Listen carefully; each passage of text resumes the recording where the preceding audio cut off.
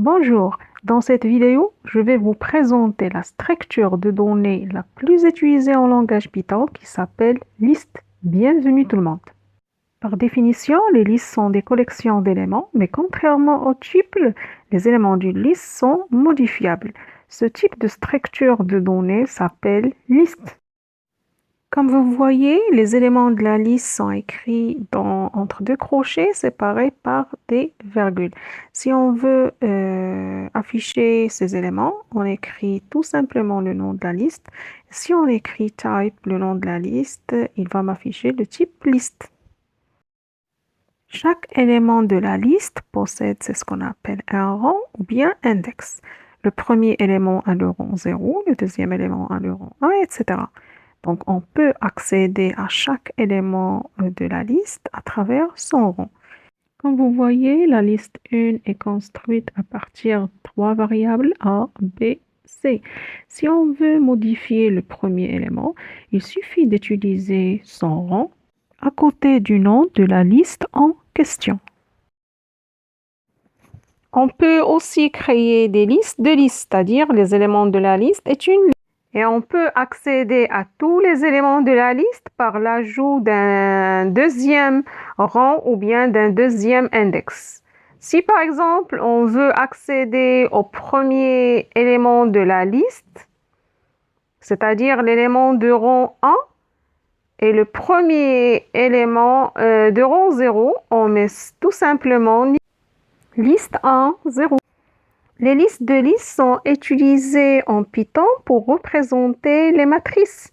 Chaque élément de la matrice ou bien chaque ligne de la matrice est un élément de la liste, comme vous voyez dans l'exemple suivant. On accède à chaque élément à IJ à l'aide de l'écriture A de I de J. On peut extraire une sous-liste à partir d'une liste. La syntaxe générale est le suivant, nos listes N1, N2 et pas. N1 et N2, ce sont les rangs, et pas, c'est le pas utilisé pour extraire les sous-listes. Par défaut, le pas égale à. Si on écrit L1 de 1 2.3, c'est-à-dire il va extraire les éléments de rang 1 à 3 avec 3 non inclus. Si on écrit L1 0 2.4 2.2, c'est-à-dire il va extraire les éléments de 0 à 4 avec 4 non inclus avec un pas. Si on écrit non-liste N1 2 points, c'est-à-dire il va extraire les éléments du rang N1 jusqu'à la fin de la liste. Et si on écrit non-liste 2.N2, il va extraire les éléments du rang 0 jusqu'à N2 avec N2 non inclus ou bien jusqu'à l'élément de rang N2. On peut concaténer deux listes en utilisant le symbole plus. On peut détruire n'importe quel élément de la liste en utilisant le mot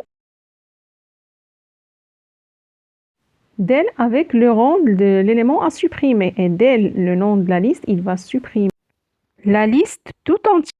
Les méthodes les plus utilisées pour les structures de données de type liste sont les suivants. L.appendX permet d'ajouter X à la fin de la liste L. L.extend T, c'est l'équivalent de la concaténation de deux listes L et T.